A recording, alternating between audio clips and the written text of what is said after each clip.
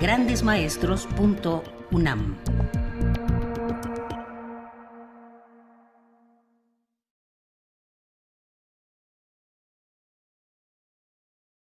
Buenas tardes y muchas gracias, Mirna, por haberme invitado. Y bueno, lo primero que tengo que decir es que el título, ahora que lo releo, es muy pretencioso. Pido disculpas por el título, pero me dijo Mirna que se lo tenía que dar rápido, así que escogí ese título. Suena pretencioso, lo sé, lo de vivir y morir en el siglo XXI. Por supuesto que no pienso abarcar muchos aspectos de lo que quiere decir vivir y morir en el siglo XXI. Voy a hacer una pequeña introducción y luego voy a hablar hoy de eutanasia y suicidio asistido. Y en esencia, lo que más voy a repetir durante esta plática y las subsiguientes serán la palabra ética. En la palabra ética yo no soy filósofo ni mucho menos, me atañe mucho porque soy médico y parte de mi ejercicio diario consiste en hacer medicina, antes en un hospital público, ahora solo en medicina privada, y la palabra ética es una idea o un tema que recurre en mi pensamiento y en las cosas que escribo continuamente. Y con frecuencia, cuando me hablo de ética con la gente, en cualquier diálogo, aunque sea un diálogo sencillo, rápido me apresuro a decir que la ética que a mí me gusta, o voy a decirlo también un tanto pretenciosamente profeso, es ética laica. Y rápidamente también explico que la ética laica es la que debe ser el tenor a seguir en estos momentos en la actualidad en el mundo, no una ética religiosa, porque creo que la mayoría de los aquí presentes concordarían conmigo al pensar que las religiones, cuando imprimen su forma de religiosidad a través de lo que ellos llamarían su ética, que no es ética sino su moral, que también hablaré de eso, la imprimen desde un punto de vista, pues no voy a decir partidario, pero sí religioso, con lo que automáticamente se excluyen a las personas que no están de acuerdo con algunos de los preceptos de las distintas religiones que gobiernan o desgobiernan el mundo, como ustedes quieran decirlo.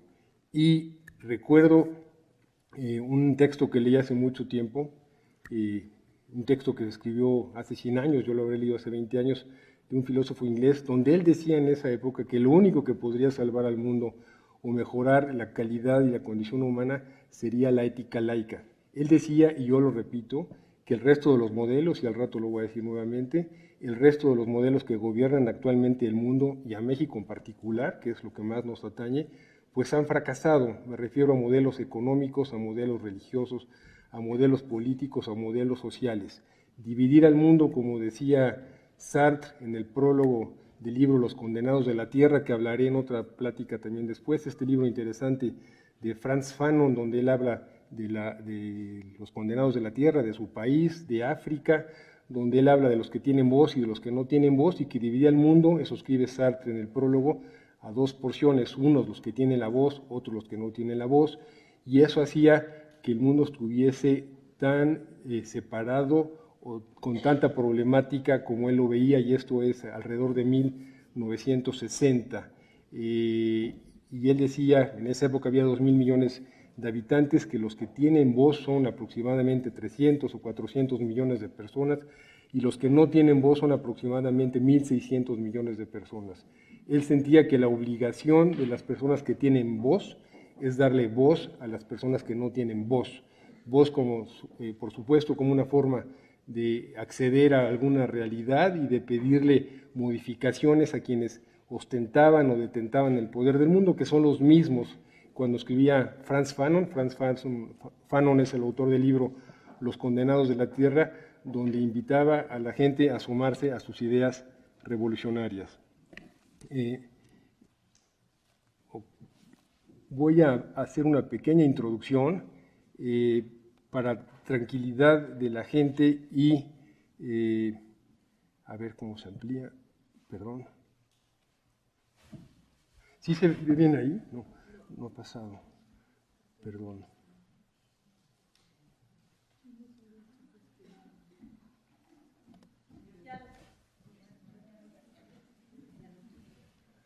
Es que las computadoras no son de mi época. No. ¿Sí están puestas? Sí. Ok, bien.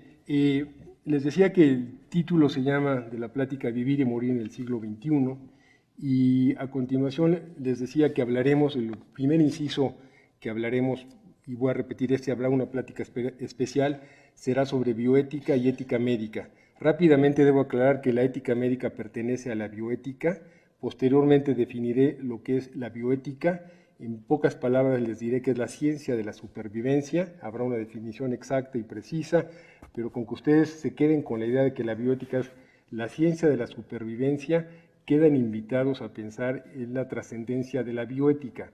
Supervivencia lo utilizo para hablar del ser humano como tal, de la sociedad como tal y del mundo como tal. Quien dio las primeras ideas de la bioética, que fue Aldo Leopold en los años 40 o 50 del siglo pasado, o un filósofo alemán, Fritz Jarr, a principios del siglo pasado, hablaban de supervivencia porque veían que el ser humano está amenazado y que el ser humano ha amenazado a la Tierra en su forma de estar, en la forma de mantenerse bien, de mantenerse sana. Aldo Leopold decía que el ser humano es el cáncer de la Tierra, y esto lo dijo hace 60, 70 años, y por supuesto que coincidiremos con él que el ser humano es el cáncer de la Tierra. Hablaré hoy de eutanasia y suicidio asistido. Quizás me tomará 2 sesiones hablar de eutanasia y suicidio, en detrimento un poquito de las otras pláticas, el paciente como otro yo, donde cabilo que el paciente, si no es visto por la persona que lo ve, que es el médico, pero no solo el médico, sino las personas allegadas a los enfermos que deben de tener responsabilidades sobre el enfermo, pues no funciona la idea de curar, la idea de mejorar la situación de la persona. Y un poco de todo, trataré de temas que me interesan, que tienen que ver con esto de la filosofía del siglo XXI. No lo dije, ahora lo digo. Para mí la bioética es la filosofía del siglo XXI, porque la bioética es la ciencia de la supervivencia, y no necesito que estén de acuerdo conmigo, por supuesto que no, pero yo sí siento que el mundo está amenazado, que México está amenazado, y está amenazado en muchos sentidos, en la relación hombre-hombre, en la relación hombre-sociedad y en la relación sociedad con nuestra casa, que es la tierra. En un poco de todo hablaré un poco de resiliencia, un poco de futilidad, un poco de lo que ha logrado la tecnología médica, la gran tecnología médica, que logra muchas cosas, pero que también a su paso devasta bastante. Cuando hablo de ética y de moral, ustedes podrán ver en las transparencias que hago una diferencia. La ética es una profesión, la ética es una materia académica, la ética se estudia en las facultades de filosofía y en otras facultades. La ética, como ustedes pueden leer en la transparencia, proviene del griego ethos y significa en esencia manera de hacer las cosas, un poco tiene de costumbre y es una forma de habitar el mundo y de habitarse. Yo insisto en que la ética, ahora rápido les defino lo que es moral, que ustedes lo pueden ver ahí. La ética, yo insisto que debería ser una materia obligada desde el útero, digo, y sí, desde el útero, porque es cuando los jóvenes aprenden o no aprenden a comportarse en forma adecuada en la vida, con los compañeros. Y la ética debería ser, y lamentablemente no lo es, una materia obligada desde primero de primaria, y yo digo que hasta el año último del posgrado. Ética laica, repito, ética laica. Esto porque es por lo que ya mencionaba anteriormente, porque los modelos que manejan y los modelos imperantes en el mundo han fallado al respecto, y la situación que yo veo con cierto escepticismo de la actualidad mundial, quizás pienso se mejoraría un poco si infundiésemos ética. Recordarán que lamentablemente en México y en otras partes del mundo, materias que tenían que ver como ética, como humanidades o civismo, se han quitado del programa de primaria y se han quitado del programa de secundaria. Han quitado sociología, han quitado filosofía, y en primaria, hasta donde yo estoy enterado, las materias que antes llamábamos civismo, que tienen que ver con ética, se han quitado de los currículos de los niños, de los jóvenes, y lo mismo sucede en las preparatorias. Pienso, por supuesto, que esto es un error. Esto en México se quitó en la época de Vicente Fox, que fue una tragedia que se haya quitado este tipo de materias. Moral proviene del latín moralis, muchas veces se usa en intercambio sin hacer diferencia con la ética, y yo sí la hago porque la cuestión de la moral es una manera de vivir y se refiere a las costumbres y no es una disciplina académica. La moral, como la mayoría de ustedes sabe, es una costumbre que se adquiere en la casa, es una forma de seguir los legados religiosos, es una forma en que uno hace las cosas como se las dicen, sin cuestionarlas en forma sobrada. Es decir, es una cuestión de fe, seguir la moral que dictan las religiones, la moral que se dicta en la casa. No estoy en contra de la moral, pero la moral tiene un tinte más religioso, más familiar, más cercano a la casa que la ética. Quizás algunas personas no estén de acuerdo conmigo, pero a mí sí me gusta hacer la diferencia entre ética y moral. De ninguna forma desprecio la moral, solo que la moral también muchas veces es una cuestión de dogma, es una cuestión de fe, es una cuestión de la cual no es fácil decir que no si uno es suficientemente creyente o si el padre le infunde al hijo cierta moral y se le dice si no cumples con ciertas condiciones, pues no serás recompensado. Cuando hablo de ética y moral, me gusta recurrir un poquito a la estatua que ustedes ven ahí, que es la dama de la justicia, Temis.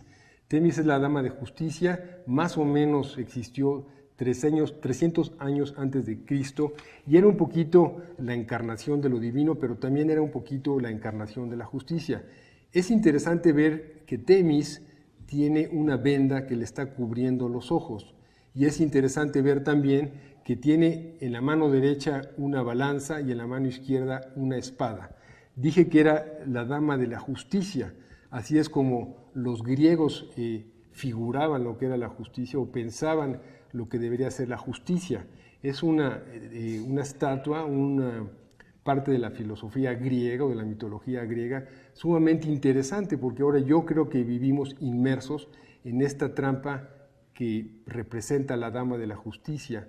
Ojos vendados, balanza en una mano. La balanza, ustedes saben, es una forma de sopesar de un lado una situación y poner en el fiel de la balanza la situación con la cual se va a cotejar, se va a pesar, se va a hacer una competencia. Y por el otro lado, una espada, una triste y alegórica e inteligente imagen de lo que es la justicia 300 años antes de Cristo. En un pequeño blog que yo tengo, hace poco escribí un pequeño artículo que se llamaba Ética para la Realidad. En ese pequeño blog cité 4 notas de periódicos, que las 4 notas salieron en una semana. Siempre digo que la bioética, y lo voy a repetir muchas veces, es la filosofía del siglo XXI. No hay día en que ustedes no abran el periódico o escuchen la radio y no escuchen temas como deforestación de bosques, contaminación del ambiente, aborto, eutanasia, bebés de probeta, suicidio asistido y un largo etcétera. No hay día en que no encuentren ese tipo de noticias. En este pequeño blog que se llamó Ética para la Realidad, cité muy fácil, por lo que decía, 4 notas que habían aparecido en pocos días. La primera decía: India quiere reducir la emisión de gases controlando la flatulencia de las vacas. No por ser vegetarianos, sino porque cada kilo de carne que comemos produce una cantidad inmensamente grande de excremento, y el excremento produce una gran contaminación. Se calcula, decía el pequeño artículo que leí, que el 15% de las emisiones de carbono en la atmósfera provienen del excremento de vacas y de otros animales. La otra vez me decía el doctor Sarucán que cada kilo de carne que comemos de las vacas viene precedido de X cantidad, que no recuerdo, no es mi especialidad recordarlo, del excremento de las vacas, y eso producía una gran contaminación en el ambiente, que es parte de lo que estamos viviendo. La segunda nota que anoté en ese pequeño artículo se intitula Pfizer es uno de los grandes laboratorios del mundo, no suplirá medicamentos para ser usados en la pena capital. No sé si hay que estar contentos de que Pfizer en el 2016 decida ya no suplir medicamentos para la pena capital en Estados Unidos, o estar más bien muy tristes de que Pfizer, esta grande transnacional, esté apenas en 2016 decidiendo de no suministrar sus medicamentos para la pena de muerte en Estados Unidos, porque el primer cuestionamiento es: para eso son las farmacéuticas, es correcta la pena de muerte, se aplica con seriedad, estamos en favor o no de la pena de muerte. También en esta pequeña plática hablaré un poquito de por qué nació Kevorkian, que ustedes lo han oído. que es uno de los grandes propugnadores o estimuladores de la eutanasia, ¿qué pensaba él de la pena de muerte? El hecho es de que Pfizer, que es una de las mayores transnacionales, si no del mundo, apenas anunció que no va a dar los medicamentos necesarios para la pena de muerte en el mundo. La tercera noticia, eran 4, dice, siguen las protestas en Chiloé por más ayuda estatal ante la marea roja. Chiloé es una pequeña isla cercana a Chile, en donde los pescadores prácticamente llevan un año sin pesca, porque se han tirado demasiados antibióticos al mar, porque se han tirado demasiados desperdicios y se usan muchas sustancias químicas para la industria salmonera que han acabado con los recursos que ellos tenían a su alrededor para vivir, para sobrevivir, y es parte de la denuncia que hago cuando hablamos realmente que el ser humano es el cáncer de la Tierra. Y finalmente, la última noticia que cité ahí se llama el retorno de la fiebre amarilla. Nos hemos asustado por lo que sabemos del Zika, nos asustamos por lo que sabemos del ébola, nos hemos asustado muchos por lo que sabemos del SIDA, pero ahora, cada vez, esta es una noticia de hace 3 o 4 semanas, hablan del resurgimiento de la fiebre amarilla en Angola. Hace 20 años que no había fiebre amarilla en Angola, y hablan de los muertos que ya van acumulándose en esa ciudad y por supuesto del peligro que se disemine y por supuesto de las razones por las cuales hay fiebre amarilla en Angola. Las razones ustedes las saben. Yo pienso que el peor binomio que existe es el binomio que suma enfermedad y pobreza. Binomio frecuente, binomio conocido para nosotros en México, y si se piensan a pensar en cuántos binomios más deleterios, más nocivos o más cancerígenos hay que el de pobreza y enfermedad, quizás no encuentren muchos binomios que superen al que yo propongo como uno de los grandes demonios de la humanidad, el binomio pobreza y enfermedad. Bueno, y en México, tengo que hablarles del señor Gonzalo N. Santos, un gobernador de San Luis Potosí, un gran símbolo de la corrupción, un priista que ha heredado al PRI lo que es el PRI de hoy, y a él cuando se le preguntaba, y es en serio lo que leen ustedes en las transparencias, cuando le preguntaron, oiga general, ¿qué es para usted la moral? Él respondió como ustedes ven ahí, moral es un árbol que da moras. Y le preguntaron, ¿en serio dice eso general? No, moral es un árbol que da moras, pero además sirve para una chingada.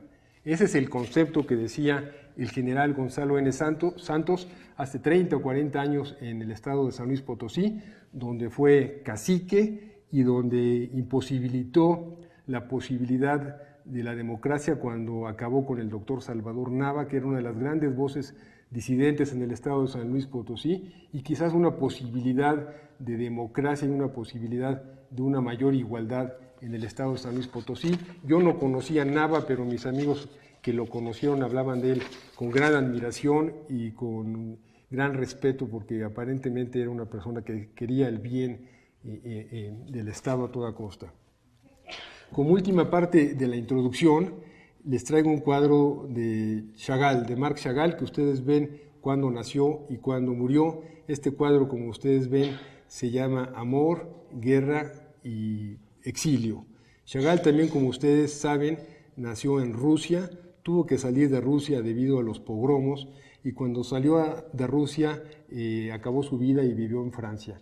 Él interpretaba el amor, la guerra y los exilios, que por supuesto son temas éticos. Ahora estamos viviendo el del no exilio, el de los refugiados que mueren cada día ahogados en el mar. Estamos viviendo el mundo de las guerras, y él hablaba de una mezcla necesaria, vivencial, de lo que es el amor, la guerra y la paz. Imposible ilustrarlo mejor que como él lo ilustra en esta transparencia.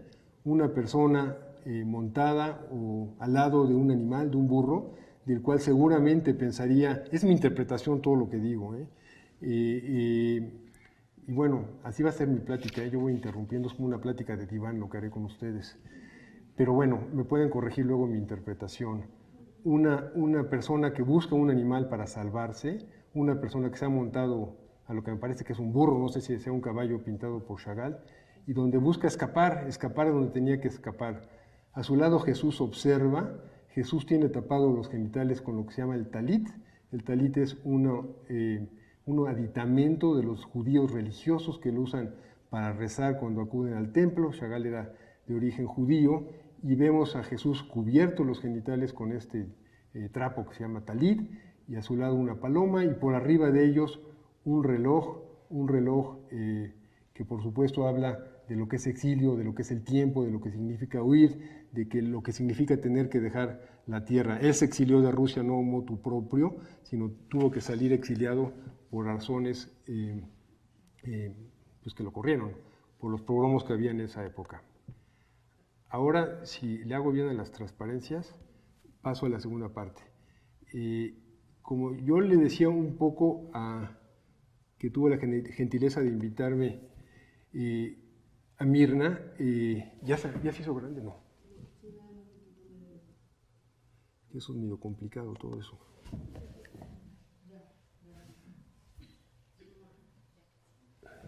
Ya, ok.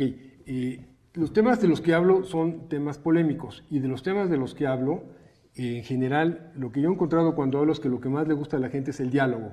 Son temas bien complicados en ocasiones. El tema de la eutanasia y el del suicidio asistido es un tema complicado y necesario.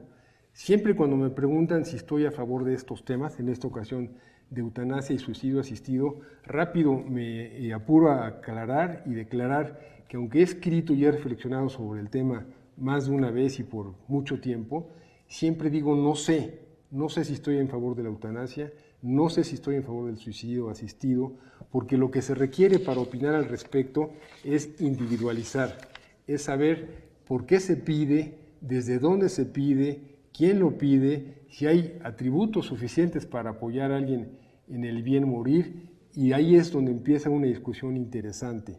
No es una materia ni la eutanasia ni el suicidio asistido en donde deba decirse sí o deba decirse no, sino lo que requiere es un estudio profundo de la persona para saber por qué lo pide y desde dónde lo pide. La eutanasia y suicidio asistido se ha vuelto un tema más importante en la actualidad por el avance de la tecnología, por el increíble avance de la tecnología médica. Debo decirles que más de la mitad de los investigadores en medicina o en biomedicina o en biotecnología están vivos ahora. Es decir, durante toda la historia de creación, de sabiduría y de conocimiento médico, más de la mitad de las personas que se dedican a eso están vivas. Esto hace que el conocimiento de las ciencias médicas, de la tecnología y de la sabiduría médica crezca en forma exponencial. ¿Qué sucede con eso? Que la gente en condiciones de enfermedades graves o de enfermedades serias puede vivir más tiempo, puede pasar periodos largos en unidades de terapia intensiva, muchas veces que salvan la vida, pero muchas veces más que salvar la vida lo que hacen es prolongar la muerte, como decía uno de los personajes de la película Mar Adentro de Bardem, el marinero del que también mostraré una pequeña figura. Entonces, hay que ver con admiración lo que sucede con la tecnología médica, pero hay que ver también con cuidado qué es lo que sucede. Cuando pregunto si han fracasado los modelos imperantes, lo concateno con la cuestión de la medicina, porque la eutanasia, si ustedes se ponen a pensar, que posteriormente también lo voy a definir, aunque sé que ustedes conocen el concepto de eutanasia, es una cuestión de clase social. Es un poco inquietante lo que digo, pero es absolutamente cierto. Los pobres no pueden pensar en eutanasia. Los pobres no tienen la capacidad de llegar a un centro de atención médica en donde se va a llevar a cabo un tratamiento suficientemente prolongado. Más que de eutanasia médica o de eutanasia familiar al lado de una persona que ha pedido la eutanasia, el otro tipo de eutanasia de la cual no se habla es la eutanasia social. Esa eutanasia que vemos en muchas calles de México, en muchas partes de la República, en donde niños son abandonados a su suerte o en donde ustedes ven a las madres de 15 y 16 años en las carreteras haciendo un gesto que les den de comer porque no tienen para comer con un bebé en las manos. Esa es la eutanasia social, de la cual también habrá que hablar, pero cuando pregunto si han fracasado los modelos imperantes en relación a lo que es la medicina y la eutanasia en particular, la respuesta es por supuesto que sí han fracasado. Antes dije, y lo repito ahora, que el peor binomio que existe es el binomio de enfermedad y pobreza. En ese sentido, los modelos imperantes sí han fracasado. no han logrado distribuir lo que deberían distribuir. En otra plática también comentaré la portada de un libro de Stiglitz, este premio Nobel de Joseph Stiglitz, que habla mucho de la desigualdad, junto con Amartya Sen, otro premio Nobel de Economía, en donde, si ustedes recuerdan la portada y alguna vez la vieron, la portada tiene un pequeño letrero que dice: el 1% de la población tiene lo que el 99% de la población necesita. Desde ese punto, repetir, ¿han fracasado los modelos imperantes? Sí, han fracasado. ¿Quién accede a la idea de eutanasia? Quienes han tenido una vida suficientemente cobijada por dinero y con la posibilidad de acceder a este tipo de medicina tan sofisticada. Antes puse la estatua de Temis, donde hablaba que era la diosa de la justicia. El tema de conocimiento es un tema muy interesante. El tema del conocimiento y el uso del conocimiento es más interesante. Por supuesto que la ciencia, también lo voy a mencionar en otra plática, es absolutamente neutral, y la generación del conocimiento deberemos pensar que es absolutamente neutral. Eso nos dicen y siempre nos han dicho. No estoy seguro de ese hecho, no estoy seguro de eso que le he escuchado a algunos filósofos y a algunos maestros repetir, de que la ciencia es neutral. Las bombas que estallaron en Hiroshima y Nagasaki, que ahora estuvo Obama no para pedir perdón, pero sí para llegar allá a decir que quería reivindicar la memoria, y que desde mi punto de vista Obama se equivocó por no pedir perdón, también se equivocó por no rechazar el Premio Nobel de la Paz.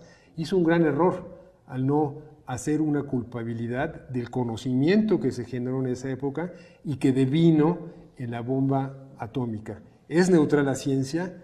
Los invito a pensar si es neutral. Todos me dicen, la ciencia es neutral, el problema es el uso que se da de la ciencia. Las bombas atómicas fueron mal usadas, fueron creadas por la ciencia. Las bombas atómicas no son las culpables, pero sí quien usó, por supuesto, las bombas atómicas para hacer lo que hizo. Y cuando hablo de conocimiento, siempre me gusta decir, regreso a Temis un poco, con su venda en los ojos, con su espada en la mano izquierda y su balanza en la mano derecha, que si el conocimiento no lleva el apellido justicia, es un conocimiento que vale la pena no cuestionarlo, pero ponernos a pensar si no sería deseable, hasta donde se pudiese, que tuviese una distribución más equitativa, una distribución que le sirviese al 99% del que habla Stiglitz y no solo al 1% que lo posee.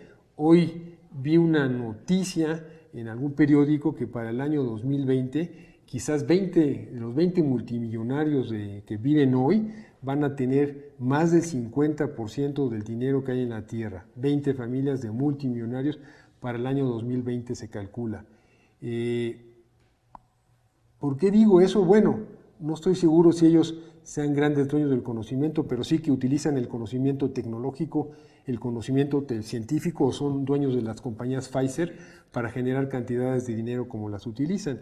Y siempre me gusta decir, si el conocimiento no va apellidado de la palabra justicia, pues es un conocimiento que no hay que cuestionar, pero que sí hay que modificar, que hay que invitar a pensar cómo distribuirlo de otra forma. Entrando un poco más en el tema, quizás ustedes vieron esta película, Las Invasiones Bárbaras.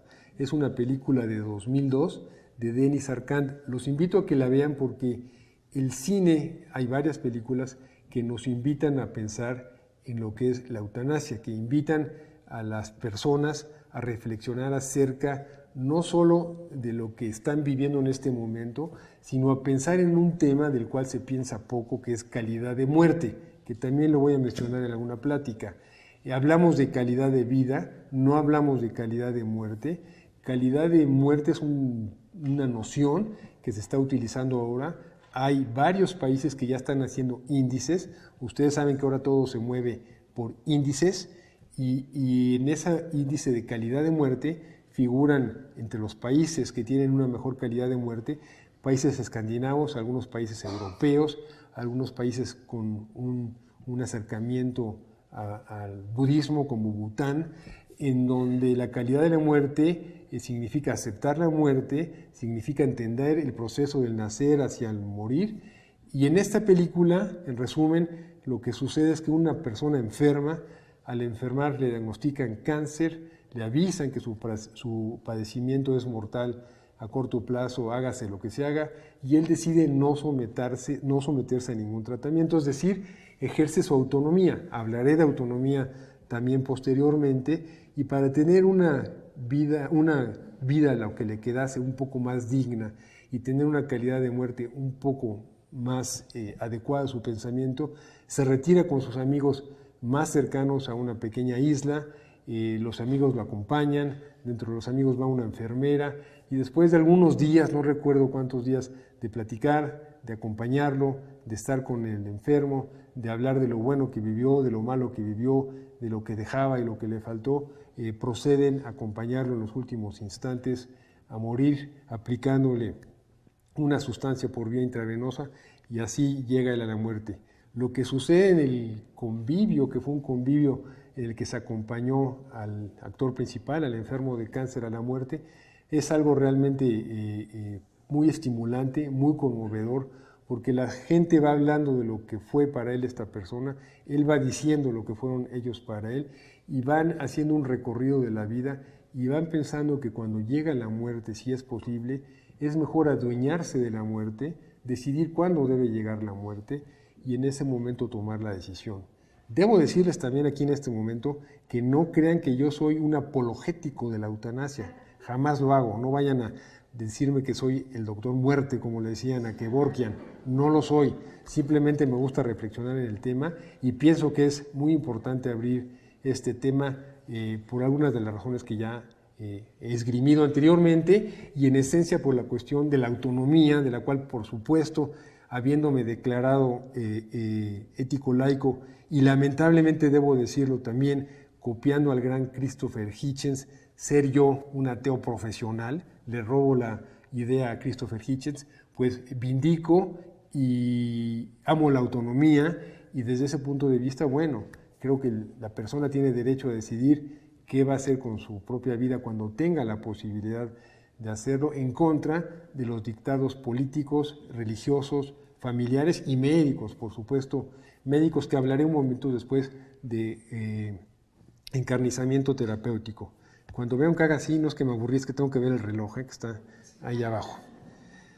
Bueno, una forma interesante de ver el concepto de eutanasia y suicidio asistido es asistir a grandes personajes, a grandes creadores como Klimt. Klimt tiene este cuadro maravilloso en donde ustedes ven a su izquierda a la parca, al lado de toda una familia donde se ve el nacimiento, donde se ve a la abuela, donde se ven bebés, donde se ven pequeñas personas que están al lado, y la muerte los está observando. Klimt, como ustedes pueden ver, vivió pocos años, vivió 52, 54 años, y él al morir hizo algunos esquemas de lo que él pensaba cómo debería abordarse el tema de la muerte.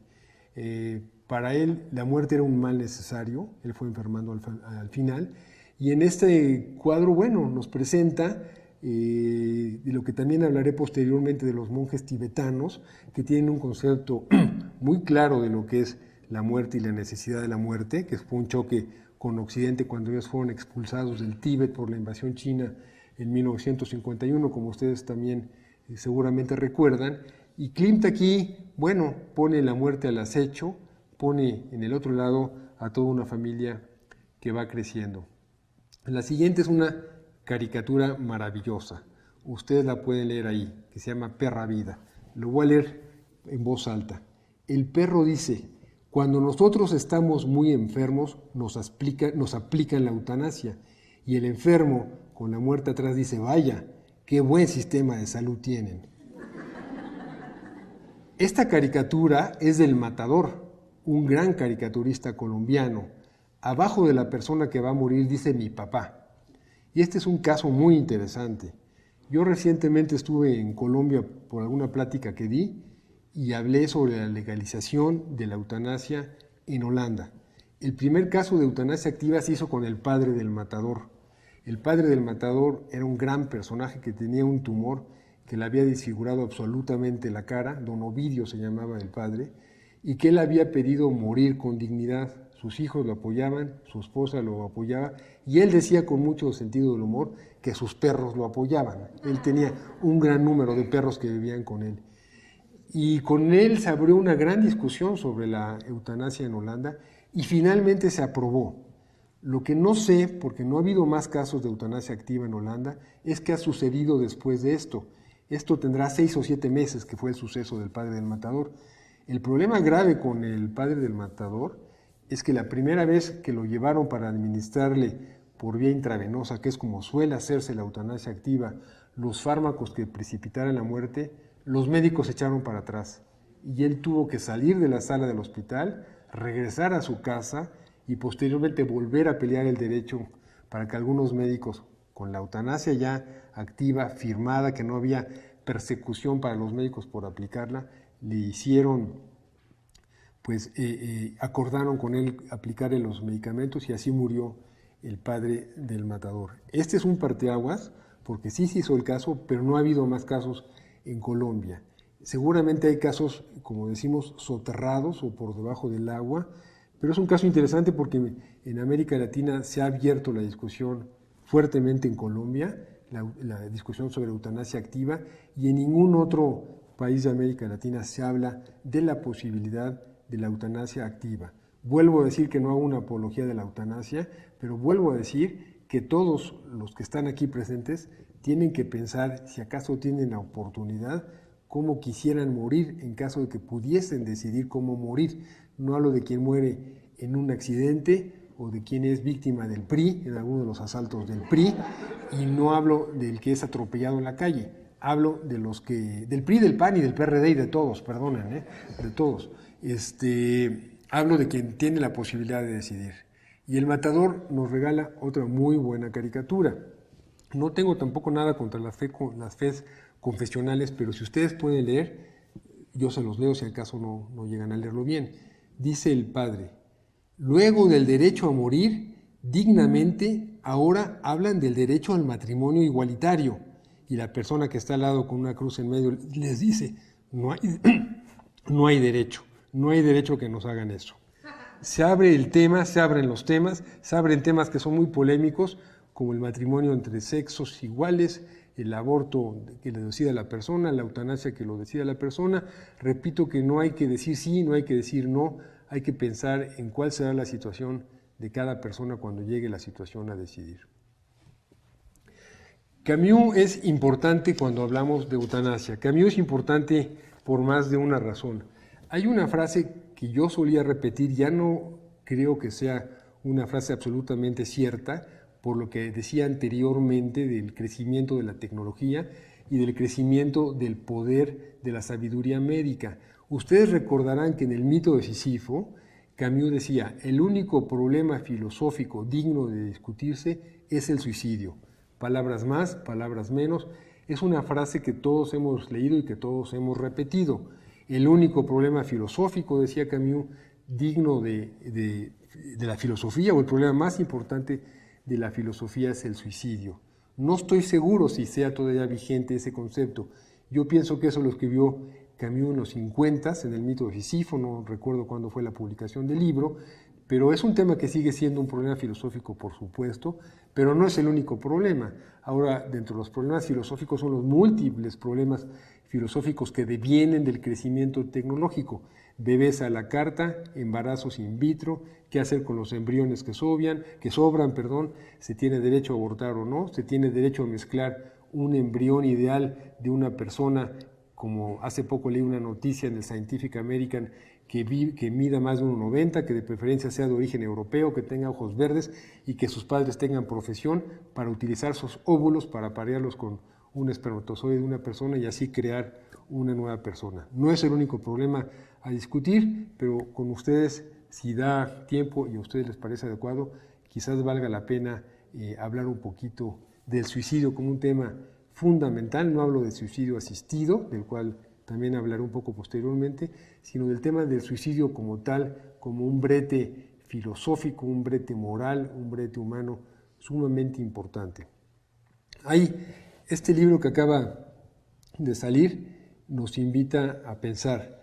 Filosofar es aprender a morir, es una frase que repiten los filósofos. Y en efecto, filosofar es aprender a morir. Este estudioso de la filosofía Simon Critchley, que es inglés, que nació en 1960, nos invita a pensar en lo que es el tema del suicidio. Y es una idea muy interesante.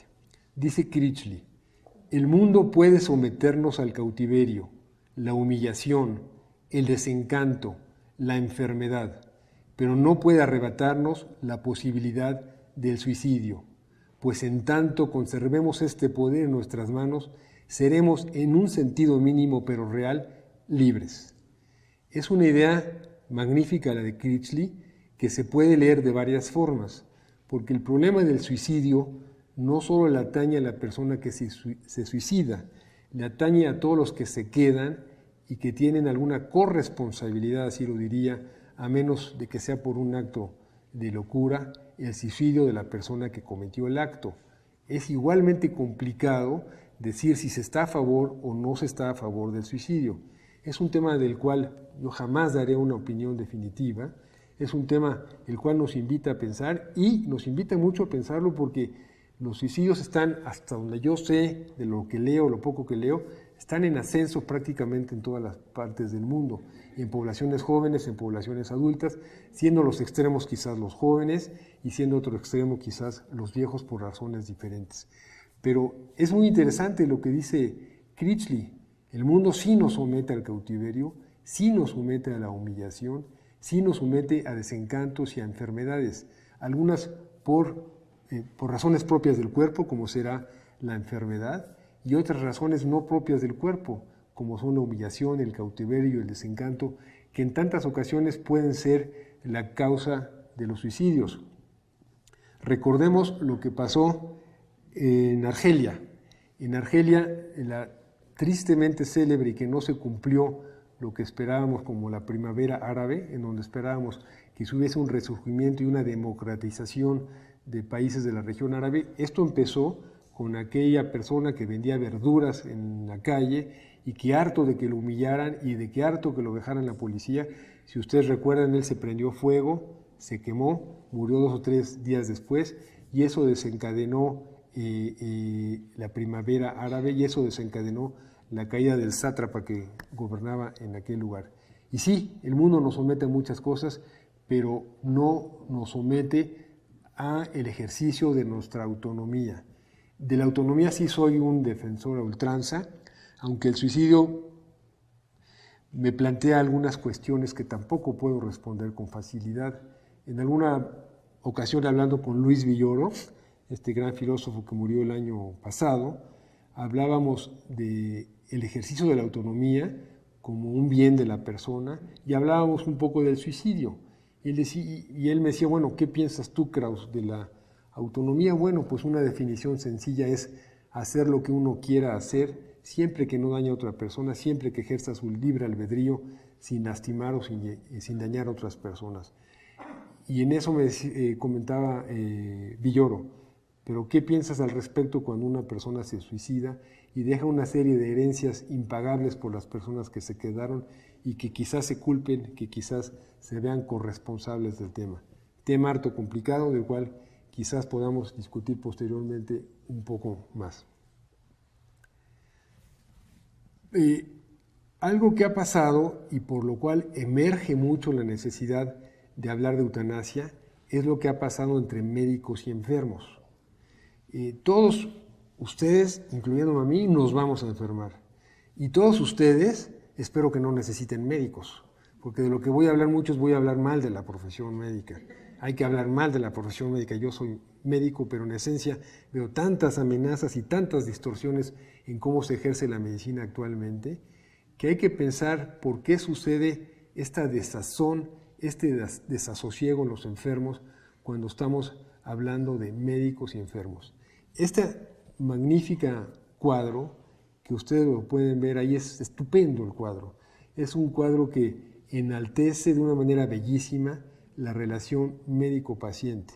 No puede haber una cara más pensativa y más dulce que la del médico, auscultando, hoy veía, con un estetoscopio de pediatras, o sea que no se hizo payaso el doctor, puso un estetoscopio especial para niños en la muñeca de la niña que llevaba a consulta a su muñeca. Esto es para mí, bueno, una ternura difícil de describir, difícil de ir más allá que lo que presenta Norman Rockwell, y donde él y los que utilizamos este tipo de transparencias hablamos de lo que es la relación médico-paciente, tomar en serio al enfermo, tomarlo como un otro yo, tomando algunas palabras pequeñas de Levinas, de lo cual también mencionaré brevemente algo posteriormente, y esta relación médico-paciente se ha ido perdiendo con el tiempo, por lo que ahora les voy a mostrar, y eso hace que el tema de la eutanasia y el tema del suicidio asistido y el tema de la enfermedad también sean más importantes. Ya dije, y coinciden conmigo por supuesto, que todos alguna vez enfermaremos y todos deberíamos tener un médico interlocutor, un médico amigo que nos escuchase y que siguiese nuestras ideas en la enfermedad y hacia el final de la vida también con más razón. Ok, ¿por qué es importante hablar de eutanasia y suicidio asistido? ¿Por qué es importante para mí? ¿Por qué les interesó a ustedes venir al curso? Ya decía yo que la bioética y la ética médica son las filosofías del siglo XXI. Ya les decía yo también que si se ponen a escuchar noticias, van a oír todos los días algo que tenga que ver con la Tierra y algo que tenga que ver con el ser humano y el conocimiento humano. Desde ese punto de vista, sí es la filosofía del siglo XXI. No se necesita filosofar ni estar muy avesado en temas de filosofía o de medicina o de justicia o de sociología para entender que lo que hoy nos dicen todos los periódicos en cuanto a los peligros que vemos, en cuanto a las amenazas que se ciernen sobre la Tierra, en cuanto a las cosas buenas o malas de los bebés a la carta o de la clonación de los seres humanos, no se necesita, insisto, ser médico ni filósofo para entender que esta es la filosofía del siglo XXI. La bioética, y dentro de esta, les repito, la ética médica es una parte de la bioética. La bioética tiene otra serie de ramas, como es la economía moral, como es la economía que se dedica a la ecología, como es la ecología. De todo esto se dedica a la bioética. Ya les dije, aunque luego lo voy a ampliar, la bioética es la ciencia de la supervivencia del ser humano, de la sociedad y del planeta Tierra. Hay que escuchar voces diversas cuando queremos hablar de eutanasia y suicidio asistido. Ahí comento 4 voces, yo creo que hay más voces en las cuales hay que pensar. La primera son las religiones. Las religiones, por supuesto, son una voz muy importante a la cual hay que escuchar. No sé qué porcentaje del mundo sea actualmente religioso en el sentido de ser devoto de alguna iglesia católica, cristiana, judía o musulmana. No sé el porcentaje, sería interesante que lo averiguásemos y que lo platicásemos. Luego les voy a mostrar un mapa que divide el mundo en países ricos y en países pobres. El número de religiosos es mucho más amplio en los países pobres que en los países ricos. Hay un mapa muy interesante de una diapositiva que me mandó mi hijo, en donde se ve cuántas personas son devotas en los países pobres y cuántos son devotas en los países ricos. No hay religión que no se oponga a la eutanasia activa sobre todo. El centro de esto es Dios da la vida y solo Él puede quitarla. Ese es el meollo y ese es el asunto en el cual se cimentan las discusiones de las religiones cuando quieren hablar sobre el por qué no dan el visto bueno a la eutanasia. Respetable sí, por supuesto respetable. También diremos que las religiones en general niegan la autonomía de las personas. Religiones un poco más laxas sí pueden permitir la autonomía de las personas, pero en general no favorecen la autonomía de las personas. A los políticos no les interesa hablar de eutanasia porque no es un tema popular. Es muy infrecuente. Ustedes me dirán si en este sexenio o en el pasado se habla de un tema tan ríspido y tan necesario como la eutanasia en México, o si en el mundo hay muchas voces que hablan el tema. El tema prácticamente no se abre desde la política porque también es una forma de control y de poder no hablar de ideas que suelen ser impopulares, sobre todo en países religiosos, me repito. Entonces los cambios que pueda haber en cuanto a eutanasia o suicidio asistido no van a provenir tampoco de los esquemas políticos actuales o de las ideas políticas que manejan al mundo. El tercer grupo, por supuesto, que tiene que ver mucho con la eutanasia son los médicos. A los médicos se nos enseña o se les enseña o enseñamos muy poco de ética médica. Si ustedes revisaran los currículos de la UNAM o de otras facultades del país o de otros lugares en el mundo, la materia de ética médica prácticamente no existe. Se da en un semestre, en primer semestre o en segundo semestre, y posteriormente prácticamente no se da. Yo me recuerdo que cuando era estudiante de medicina, siempre decíamos que los maestros que daban ética médica eran los más viejitos. Ahora yo doy ética médica. Y casi nunca interesaba la materia de ética médica. Y de hecho, yo que hace poco me invitaron a hablar de esto en un hospital privado, al cabo de 6 meses, 8 meses, la materia desapareció porque a los jóvenes estudiantes no les interesaba la ética médica. No es glamorosa, no paga, no se somete a protocolos de estudio, no se apoya en instituciones como las famosas de Estados Unidos, el NIH, los National Institute of Health, que son las grandes instituciones de salud. No hay dinero para investigar la necesidad de la ética médica en la relación entre médicos y enfermos. Es algo de modé, es algo fuera de moda, es algo que no es vigente, es algo que interesa poco. Es decir, ¿qué quiero decir con todo esto? De los médicos no va a salir la iniciativa para que se hable de eutanasia. A los médicos no les gusta o no nos gusta hablar de eutanasia porque implica un esfuerzo demasiado grande del médico con el enfermo hablar de su muerte, hablar de la muerte del enfermo.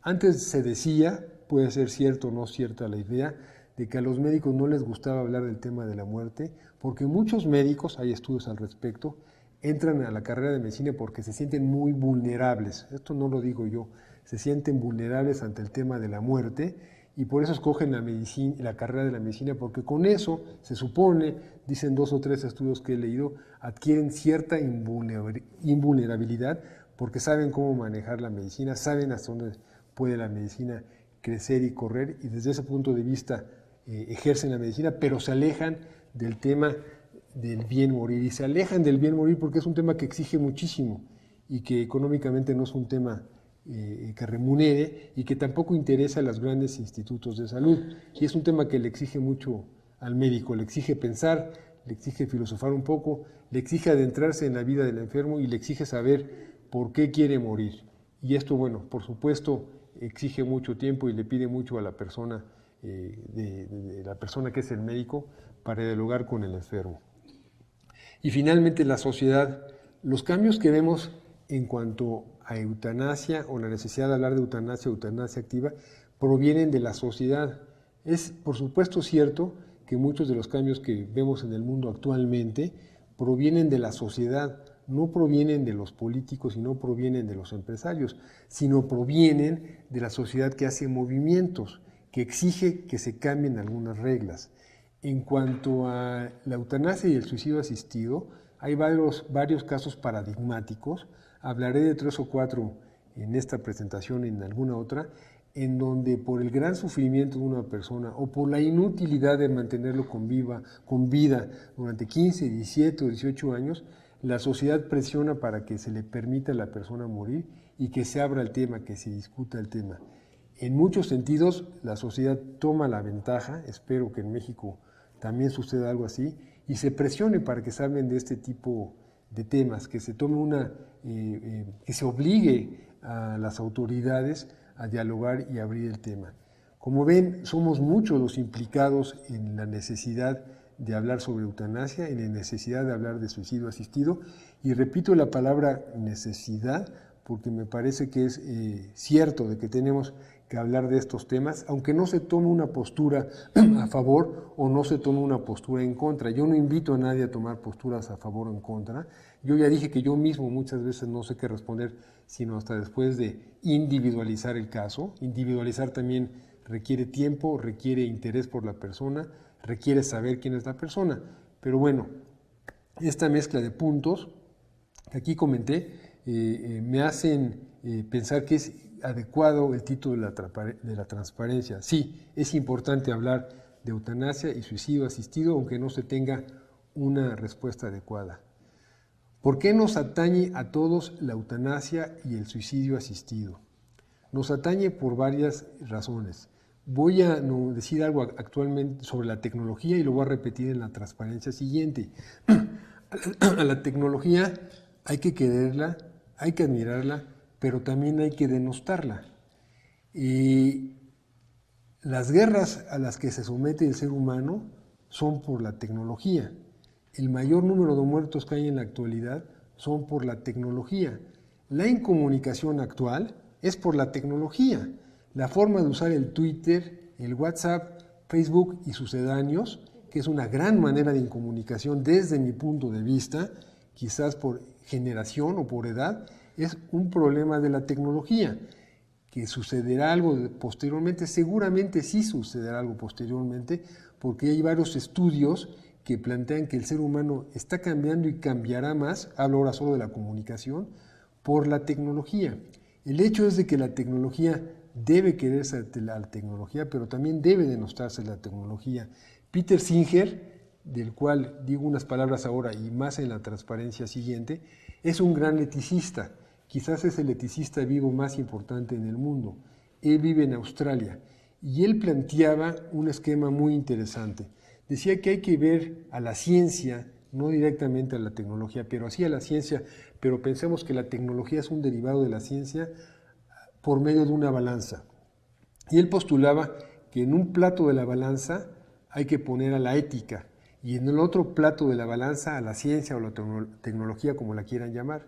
Y él decía que en general las personas que se dedican en este plato de la balanza a hacer ciencia, investigación y tecnología, en general investigan, siguen investigando y en muchas ocasiones no se preguntan si tiene sentido o si no tiene sentido investigar. La bomba atómica puede ser un ejemplo.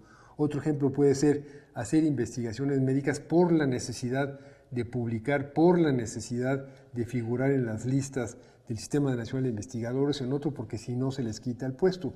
Pero muchas veces no se preguntan si esta investigación realmente es útil o no es útil. Y en el otro plato de la balanza, decía Singer, está el peso de la ética. Y él decía, la ética sabe, y cada vez lo entendemos más, que el conocimiento puede ser infinito y que la sabiduría también puede ser infinita, pero la ética se pregunta e invita a Singer a preguntarnos, y yo los invito a usted, si todo lo que se debe investigar se puede y se debe de investigar, si todo el conocimiento que se puede generar tiene sentido que se genere o que no se genere. Ya dije que la tecnología y la ciencia son neutrales, pero también ya dije que 1% de la población tiene lo que el 99% tiene, y no he dicho, lo diré posteriormente, que la esperanza de vida en Zimbabue, un país africano, es de 37 años, y la esperanza de vida en Japón es de 85 años. Hay que cuestionarse eso, hay que cuestionar si la tecnología todo lo que hace lo hace bien, ¿sí o no? Las unidades de terapia, hablando del peso de la tecnología, son maravillosas unidades, pero hay que poner límite al conocimiento, hay que ponerle límites a los médicos, que muchas veces salvan muchas vidas, por supuesto, pero que muchas veces son los dadores o son los generadores de lo que se llama distanasia o encarnizamiento terapéutico. La palabra encarnizamiento terapéutico explica muy bien lo que puede ser el mal manejo de la tecnología en un enfermo. ¿Cuál es la posición médica? Ya adelanté un poco anteriormente. La posición médica en general es neutral. Son pocos los médicos que se expresan en favor de la eutanasia. A Kevorkian, el cual mostraré unas transparencias posteriormente, le debemos mucho eso. Haber abierto en 1990, él fue médico patólogo, haber abierto el tema en forma amplia a la discusión pública. Que también diré que el mal nombre de la eutanasia proviene por el ejercicio que hicieron los nazis durante el nazismo de lo que ellos llamaban eutanasia. Ellos aplicaban eutanasia a cualquier persona que tuviese una anomalía física, que fuese enano, que tuviera las orejas grandes, que tuviera una incapacidad física, les aplicaban lo que ellos llamaban la eutanasia. Esa idea pervivió durante mucho tiempo y esa idea también ha hecho que no se pueda hablar con facilidad de la eutanasia por el pasado que siempre regresa. Entonces, la posición médica lamentablemente no es una posición de avanzada. En México, por supuesto, no lo es. En el mundo hay que ver, lo veremos, lo que sucede en Holanda, veremos lo que sucede en algunos estados de Estados Unidos, y en Bélgica y Luxemburgo, y en Suiza, y hasta ahí. No hay de dónde más hablar.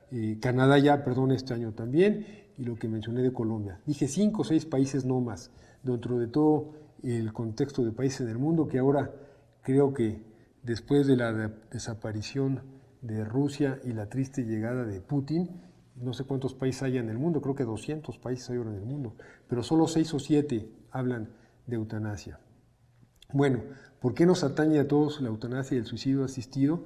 Ya hablé un poquito anteriormente de que sería fenomenal que hubiese disenso, que hubiese discrepancia, que la población no estuviese de acuerdo con los dictados médicos o con la hegemonía de la medicina como se hace actualmente, del no permitir que las personas se empoderen, creo que ya existe la palabra empoderamiento en español, que se empoderen de sus decisiones y que tomen a cabo las riendas de su vida cuando puedan tomarlas.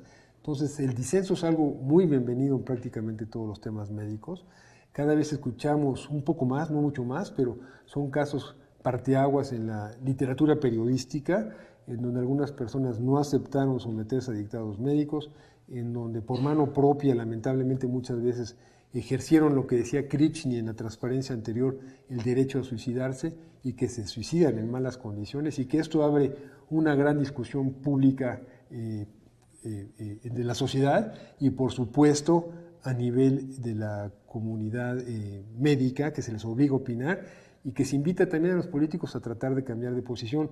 Pero piensa nuevamente, dije 6, 7 países no más, en donde está legalizado de alguna forma el suicidio asistido, la eutanasia no más.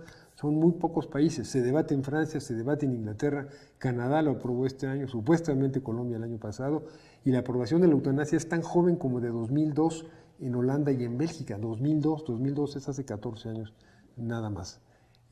Ahí el disenso proviene de la sociedad.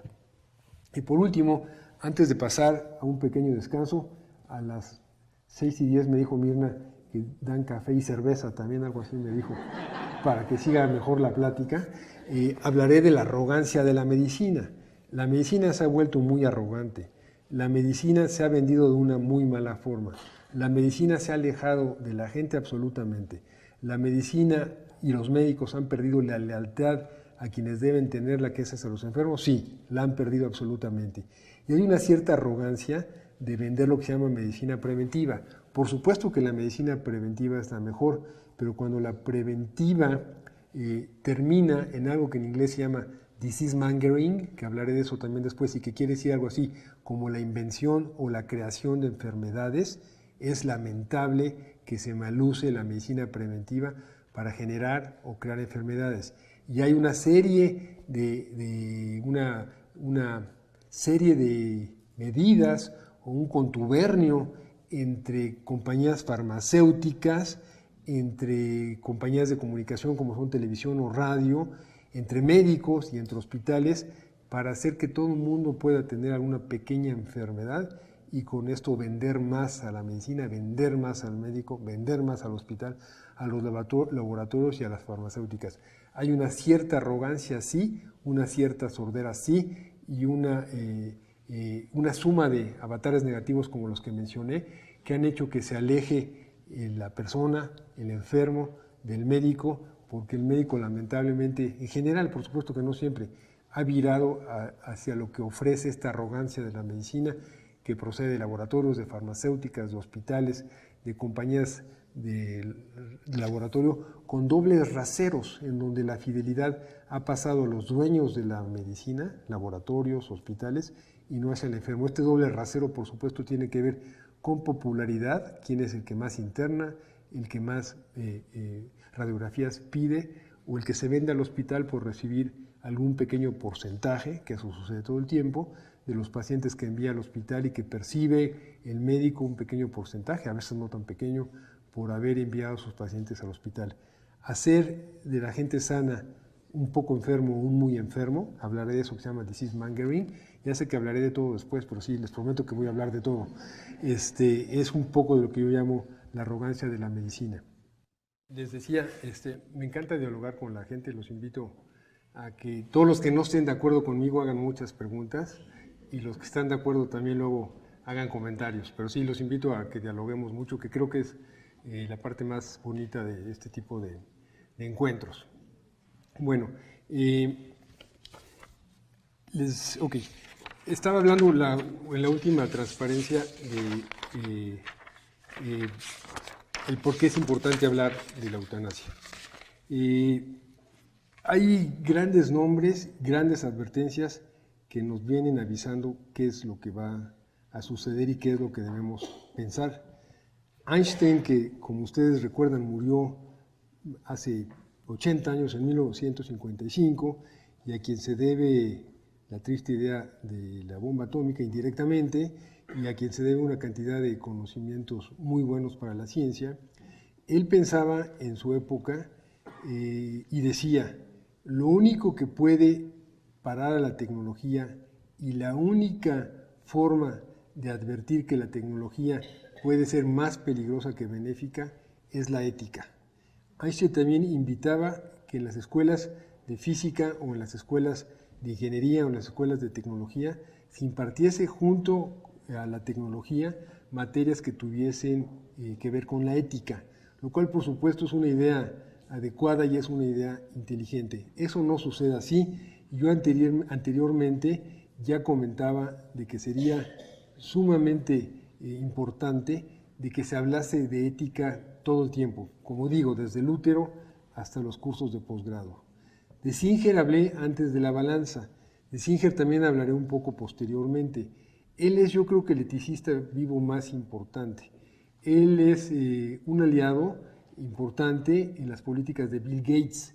Bill Gates ustedes lo conocen, yo creo que Gates es un gran filántropo, un gran altruista que hace las cosas realmente bien y que sí ha destinado desinteresadamente gran parte de su dinero. Singer lo apoya en muchas de sus ideas y es el que lleva a cabo el plan de cómo distribuir un poco el dinero que él regala para el paludismo, para las hambrunas en África, para el control del SIDA y para todas las cosas que apoyan. Y Singer, además de ser el que les comenté de los dos fieles de la balanza, que es muy interesante, él ha propuesto ideas muy complicadas.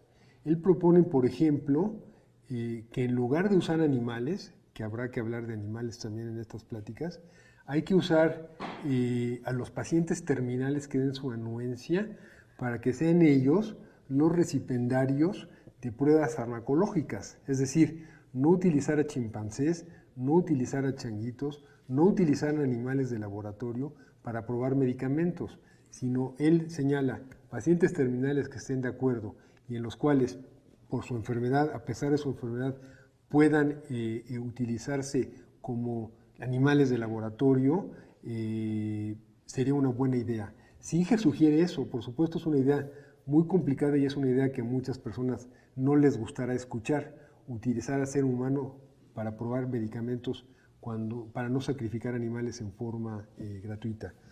Thoreau es una persona muy, muy querida para muchos. Thoreau murió en 1862, hace 150 años o más, y es una persona muy importante porque dentro de sus cosas, él era agrónomo, filósofo, ensayista, contestatario, se negaba a pagar impuestos. Él no quería pagar impuestos porque decía que nuestros vecinos, los gringos, usaban los impuestos para esclavizar a los mexicanos y no quería pagar impuestos y le pedía a la población que hiciese lo mismo. Y él decía algo muy interesante y a él se debe el manual de desobediencia civil, un manual que cada vez yo creo que es más interesante y más importante, y él hizo todo un tratado de por qué la población debe ser desobediente, porque es una cuestión, no lo dijo, pero yo lo digo así, que es una cuestión ética el ser desobediente, es una cuestión ética no estar a favor del poder, no darle la anuencia a todo el poder. Yo creo que ser desobedientes, yo creo que en México es una obligación ética ser desobedientes. Si vemos lo que decía de los movimientos de la sociedad, hay que enorgullecerse del pueblo guatemalteco que tiene al presidente y a la vicepresidenta en la cárcel. Eso es, caray, me hace sentir que ellos son noruegos y nosotros somos, pues caray, ahora sí que el trasero del trasero y el traspatio de Zimbabue, nuestro país. No quiero decir que hay que meter a los nuestros a la cárcel, pero a varios nuestros sí hay que meterlos a la cárcel, ¿verdad? Y Thoreau lo que decía es que hay que ser desobedientes. Y a él se debe una de las primeras fases en cuanto al peligro de la tecnología. Él, que les digo murió, aquí tengo mi acordeón, en 1862, veía con estupor lo que empezaba a pasar en su medio ambiente. Tratemos de viajar a 1850, cuando él vivía. Él se transportaba todo en caballos, no había rueda todavía, había empezado a haber algunos carruajes, y todo lo hacían por medio de caballos, los carruajes empezaban. Cuando él vio que empezaban los trenes de vapor, él se asustó, le pareció que esto iba a ser algo negativo, que iba a conllevar muchos peligros, y él dijo, nos vamos a convertir en las herramientas de nuestras herramientas. Es una frase memorable, nos vamos a convertir en las herramientas de nuestras herramientas. Cuando él vio, y para él fue un peligro, los transportes de la máquina de vapor, de los trenes de vapor, decidió probar a la gente que se podía vivir sin este proceso de creación tecnológica y se fue a vivir a un lago, el lago Walden, que es donde escribió unas memorias y unos tratados y unos escritos muy interesantes, en donde él quería demostrar que viviendo en Walden, él solo podía construir su casa, una cabaña, y alimentarse de lo que había en el lago, peces y las frutas de los árboles. Y trató de advertir a las personas que si permitimos que las máquinas de vapor se reproduzcan y crezcan, luego sucederán otras cosas que irán desplazando a los seres humanos y nos convertiremos en las herramientas de nuestras herramientas. Si ustedes ven ahora a los jóvenes, y no es nada en contra de la juventud, el tiempo que pasan dedicados en su teléfono su celular, usando lo que usen en el teléfono celular para que lo usen, pues obviamente yo pienso que se están convirtiendo o se están transformando en las herramientas de sus herramientas.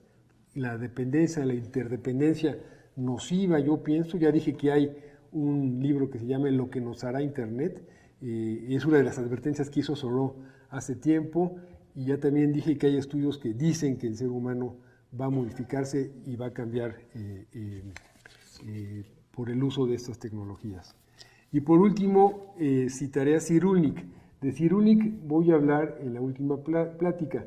Simplemente adelanto que Cyrulnik es un gran pensador. A él se debe la escuela de la resiliencia. Hablaré un poco de resiliencia en la última plática. Cyrulnik estuvo en campos de concentración y escondido también por unas monjas que lo salvaron en Francia.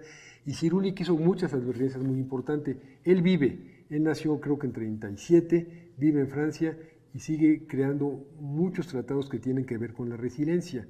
Y es muy interesante lo que dice Cyrulnik. Lo leo y lo cito. Dice Cyrulnik, la vergüenza del siglo XX fueron las guerras mundiales y los genocidios. Genocidio armenio, genocidio judío, genocidio ruandés. Las guerras mundiales han sido terribles por culpa de la tecnología. El problema del siglo XXI va a ser la sumisión del ser humano a las máquinas. Fin de la cita. Es importante lo que dice él, sí, porque está haciendo unas advertencias importantes, sí, porque si nos volvemos sumisos de nuestras máquinas, nuestra capacidad de ser personas contestatarias o de ir al manual de desobediencia civil que postulaba Thoreau va a disminuir. Me imagino que no todos estarán de acuerdo porque yo he escuchado muchas nociones que el tener el teléfono celular lleno de datos te permite utilizar la memoria en otras cosas, el tener el teléfono con todo resuelto te permite utilizar tus capacidades intelectuales en otra forma, que es una buena razón para decir que no todo lo que se habla mal de la tecnología de mano, estoy hablando exclusivamente de celulares, sea cierto. Sin embargo, la capacidad de discernir, de pensar, de memoria, de ligar 20 palabras en un español o en un idioma adecuado de quienes están todo el día tuiteando o que no pasan de 140 caracteres, ¿va a suceder algo en el futuro con el ser humano en ese aspecto? Bueno, yo pienso que sí. Ok, voy a hablar un poco más sobre las definiciones que son importantes de comentarlas y posteriormente haremos 15-20 minutos de preguntas. ¿Qué es eutanasia? Lo que leen ustedes en la definición. Es el acto o método que se aplica para producir la muerte sin dolor y así finalizar con el sufrimiento en pacientes terminales y sin esperanza. Acto o método quiere decir en general, casi siempre, la aplicación intravenosa de fármacos por vía de la vena, que lo hace un médico apoyado en una enfermera con la anuencia y solicitud del paciente. Llegar a muerte sin dolor es una de las metas de la eutanasia, sí. Eutanasia en griego quiere decir buena muerte y se llega a la muerte sin dolor por medio de la aplicación de fármacos intravenosos. En general diría sí, prácticamente siempre sí. y con eso se finaliza el sufrimiento de pacientes terminales que no tienen esperanza. Paciente terminal, que no es una definición siempre fácil de reproducir, digamos que es aquel enfermo que por la enfermedad que padezca, perdón por el pleonasmo, tiene una esperanza de vida menor a 6 meses, hágase lo que se haga, estando con los médicos más avesados y con la disposición de una tecnología suficientemente amplia y la capacidad económica para afrontar los últimos meses. Es decir, un paciente terminal es quien morirá seguramente, hágase lo que se haga, en un lapso no mayor de 6 meses. Y la eutanasia acorta el sufrimiento porque adelanta la muerte, porque permite hablar un poquito de calidad de muerte. Eso es la eutanasia en general. Hay dos formas de eutanasia. A veces ya es mejor hablar de eutanasia en general, pero para fines prácticos hay dos formas de eutanasia. Una, la que se llama eutanasia activa, que como ustedes pueden ver es un acto que se ejerce para finalizar deliberadamente con la vida por medio de una terapia encaminada a producir la muerte, que ya les comenté que prácticamente siempre es por la aplicación de un medicamento intravenoso. Así se lleva a cabo en Holanda, que es el país líder de eutanasia. Y hay otra forma que es la eutanasia pasiva. A algunas personas ya no les gusta hacer la división, que son dos formas. Una es dejar de hacer, que es la abstención terapéutica, no iniciar ningún tratamiento con una persona que ya esté suficientemente enferma y dejarla que la muerte sobrevenga, o la suspensión terapéutica, es decir, suspender los tratamientos iniciados. Para los utilitaristas, entre ellos Bentham, que es uno de los fundadores de la escuela del utilitarismo, él dice que la eutanasia activa es mucho más humana que la eutanasia pasiva, porque da fin más pronto y más rápido a algo que va a sobrevenir, hágase lo que se haga, pero con el detrimento de la persona, el sufrimiento de la persona, el sufrimiento de los familiares, sufrimiento emocional, físico, económico también, por supuesto, hay que decirlo. Entonces, Bentham dice, no hay que hacer divisiones, hay que pensar que si estamos hablando de evitar el sufrimiento y de que estamos hablando de humanizar a la humanidad y humanizar a la medicina, recurramos a la eutanasia activa y no a la eutanasia pasiva. Junto con esas dos formas, hay una tercera forma que se llama suicidio asistido. El suicidio asistido, y perdón por hacerme propaganda, pero es un diccionario en donde tenemos muchas definiciones al respecto, es un método por medio del cual el médico le ofrece al paciente los fármacos o le ofrece al paciente la receta para que compre los fármacos para que éste termine con su vida. La diferencia entre el suicidio asistido y la eutanasia activa es que los pacientes que recurren a suicidio asistido son pacientes que pueden decidir cuándo aplicar los medicamentos, dónde morir, con quién morir y en qué momento hacerlo.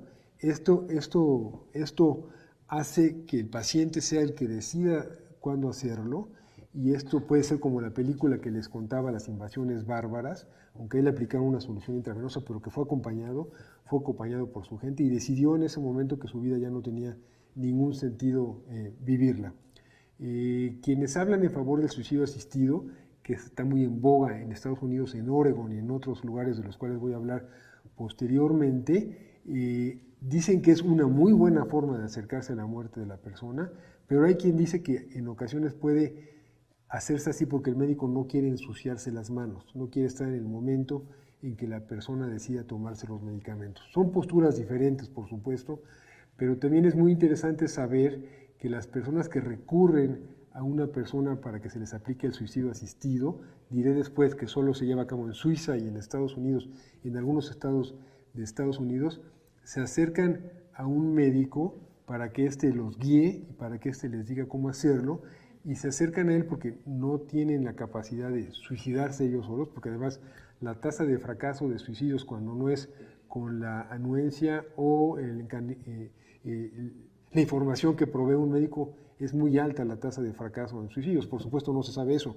no hay un dato epidemiológico que diga de cuántas personas trataron ellos solos de suicidarse, lo llegan a cometer y cuántas fracasaron. No existe ese estudio, no hay un estudio ni en la ciencia médica ni en la ciencia sociológica, pero sería interesante pensar que es un estudio que vale la pena cavilar.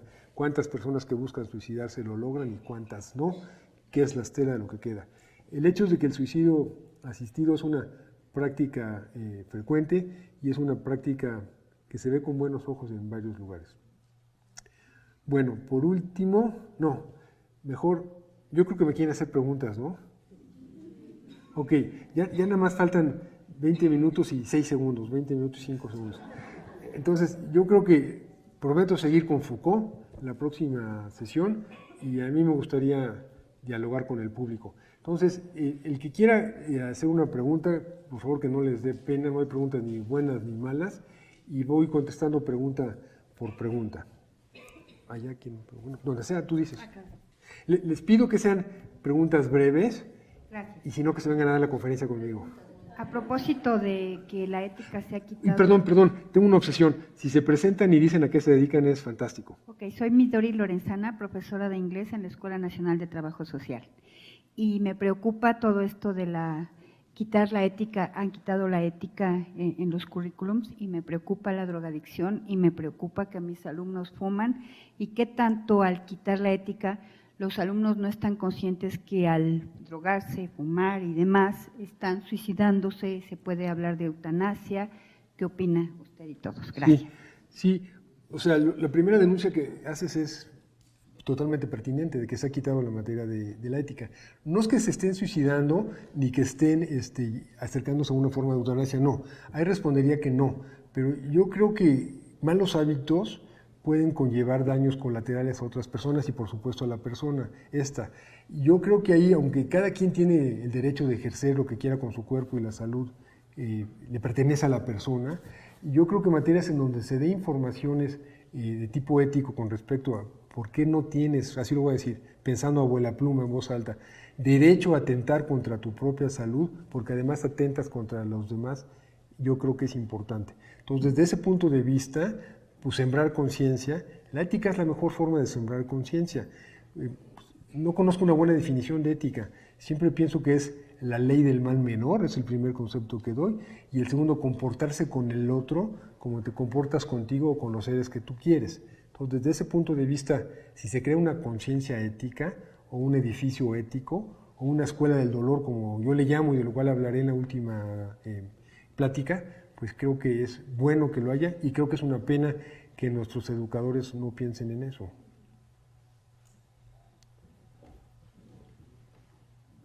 Buenas tardes, doctor. Soy Liliana Guido, me dedico a teatro en Contigo América. Yo le quiero hacer una pregunta, ante este panorama tan alentador, ¿usted pensaría por el lado de la filosofía que estamos ya en la era del vacío? Ok. Mira, te voy a contestar con una parábola tipo teatro, más o menos. Me gusta mucho leer a Zygmunt Bauman, que quizás lo has leído. Bauman es un sociólogo, pensador de origen checo que vive ahora en Francia, tiene 95 años y él habla del tiempo líquido, del amor líquido, del mundo líquido. Él tiene varios libros en donde el apellido es líquido. Él dice que todas las relaciones interpersonales y las relaciones humanas y los encuentros con el mundo y con otra gente se han vuelto líquidas. Las relaciones entre una persona y otra, en lo que es el amor también y lo que es el compromiso con la sociedad. Líquidos desde el punto de vista que no lo puedes coger, no lo puedes detener porque se escapa. No creo que estemos viviendo la era del vacío, pasando a tu pregunta más directamente. Hay gentes que están haciendo todo lo contrario para que no exista el vacío, para que exista su plenitud, que me refiero a las gentes que ostentan el poder. Cuando hablo de poder siempre pongo poder con P mayúscula, reviviendo a Pasolini, que Pasolini era un detractor del poder fantástico y que le daba miedo al poder, por eso lo hacía con mayúscula. Entonces, el área del vacío no existe desde mi punto de vista, salvo tu mejor opinión, porque hay muchas gentes que no les conviene que exista el vacío, porque el vacío de los otros los llena a ellos. Yo entiendo que tú estás hablando de un vacío moral o espiritual o filosófico. De eso estabas un poco refiriéndote, pienso. No lo creo, pero sí apuesto a que el afán de deseducar, como es en nuestro país, de no educar a la gente, que es una de las políticas que han existido siempre en México, promueve eso, un vacío en la gente y una incapacidad de ser contestatario. Por eso somos víctimas y corresponsables de someternos al poder de los gobiernos que tenemos. Entonces, el vacío puede interesar a algunas gentes crearlo, y cuando se trata de la supervivencia cotidiana del padre que tiene que llevar la comida a la casa, pues ni siquiera entra la interrogación del vacío, ¿no? Pero de que el poder quiera sembrar vacío, diría que sí. No sé si luego cambio de opinión, pero me parece muy buena tu pregunta. Sí. Gracias, buenas tardes. Ernesto Jiménez Solín, historiador. Si la eutanasia es una cuestión social, ¿qué queda para los pobres? Una. Dos, si la ética laica, ahí concuerdo totalmente, se puede equiparar con las 4 virtudes cardinales: templanza, fortaleza, justicia, prudencia.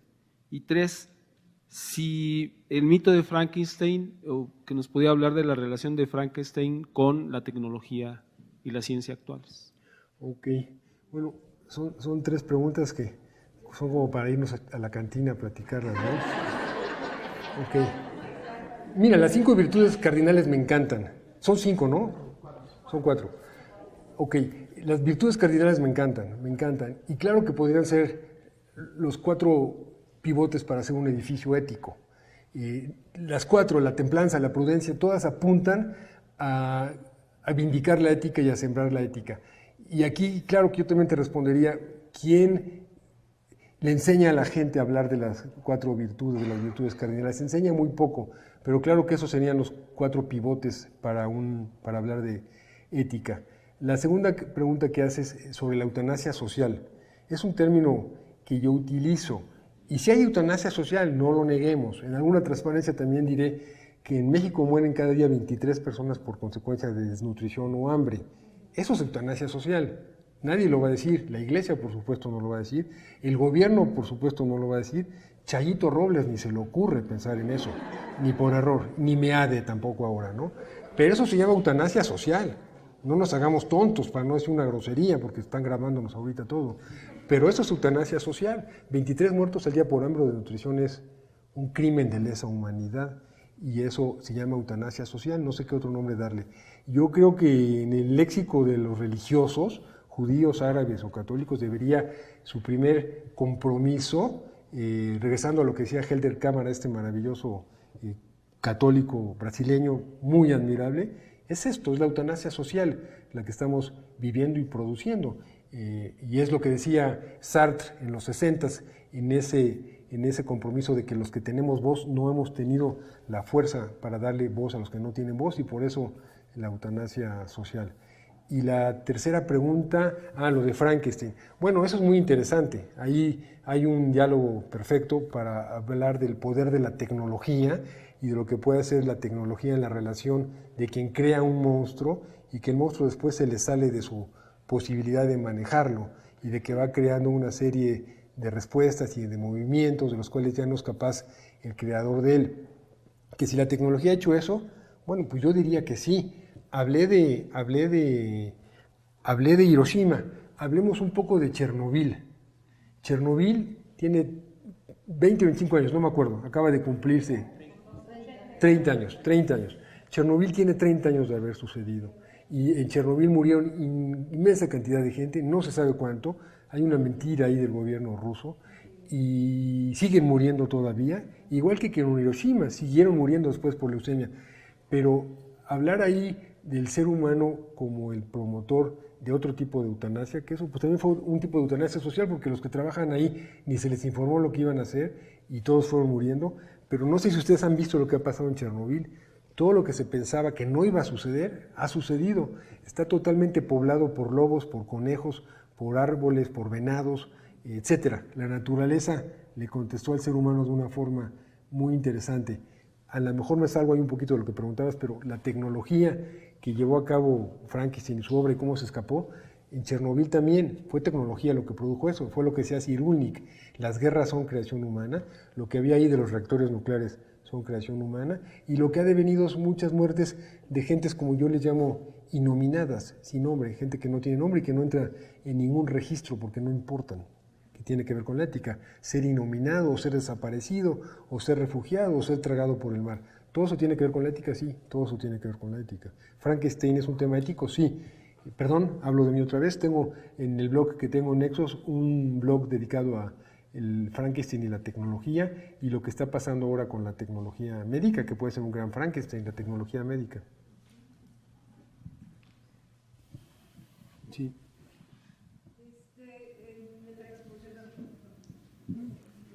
Sí. Mónica Ocio, soy médico y me dedico a cuidados paliativos. Y mi pregunta, bueno, soy médico y trabajo con cuidados paliativos. Y nos conocemos. Y nos conocemos. Y mi pregunta, por supuesto, va en relación a qué tanto podemos hablar todavía de eutanasia pasiva, y porque, puesto que no es un acto, puesto que es parte de un proceso natural, y qué tanto podemos hablar de acompañar al ser humano evitándole el sufrimiento. Más que nada sobre eso quería cuestionarte. O sea, la segunda parte que dijiste es la más importante cuando se habla de eutanasia. Yo pienso que el acto médico más importante que puede tener un médico es acompañar a morir. No creo que haya mejor premio ni mejor satisfacción para un médico que acompañar a morir. Y la palabra acompañar es una palabra muy bella. Entonces, desde el punto de vista médico, yo siempre he pensado que el ACME, el punto máximo de la relación entre un médico y un paciente, es que el paciente le pida junto con su familia al médico que lo acompañe a morir. Suena terrible, pero eso es, yo creo que el punto, el culmen de la relación entre médico y paciente.